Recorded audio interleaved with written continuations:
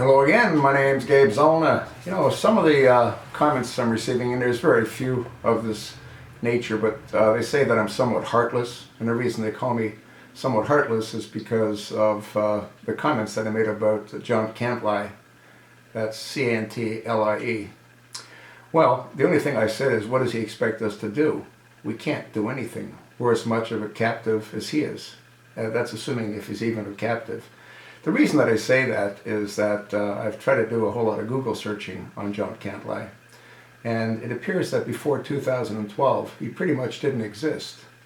Is it possible that he was created for the role that he's now playing, to give his role a sense of being legitimate?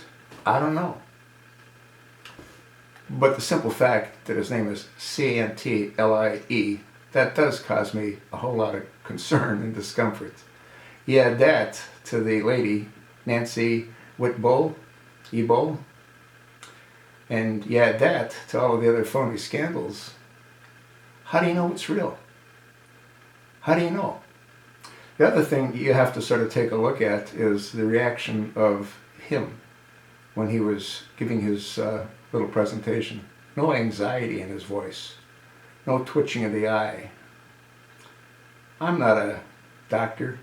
I'm not a psychologist, but to look at him, I would think that he'd be somewhat stressed out, knowing that his death is imminent.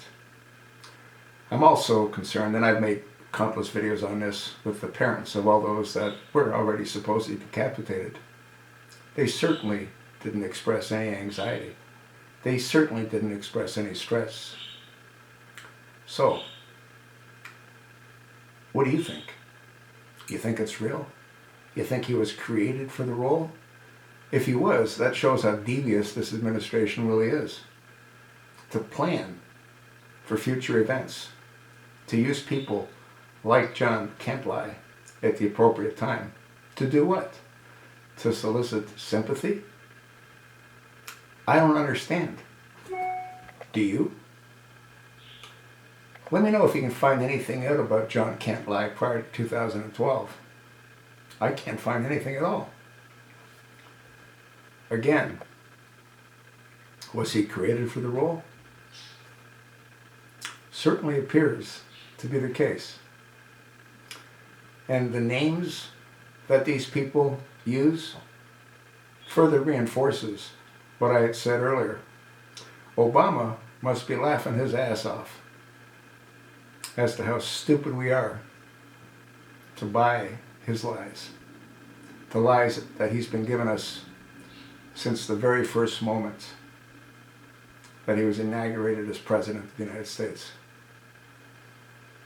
It should never have happened. It would never have happened if it wasn't for Nancy Pelosi.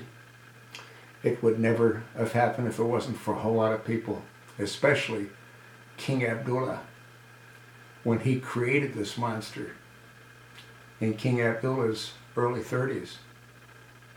It's been going for 50 years. One of the things you have to give these radical extremist Muslims credit for, they're patient. They're patient. That's what I think. Let me know what you think. Let me know if you can find anything on John Cantlie before 2012. Folks, we're in for a world of hurt. And it's not that far away.